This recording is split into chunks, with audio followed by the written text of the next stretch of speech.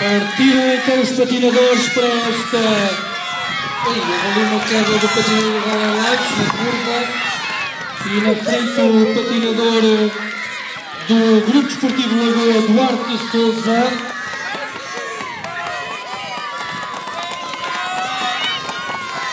Seguido do patinador também do Grupo Desportivo de Lagoa,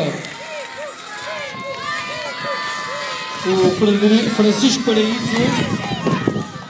E depois o patinador, na terceira posição, o patinador da Liga de Algés, Frederico Silva.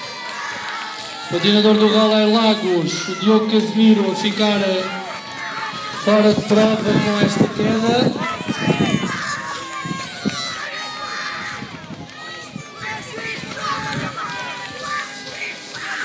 E vem na primeira posição o Duarte Souza, do Grupo Desportivo Lagoa.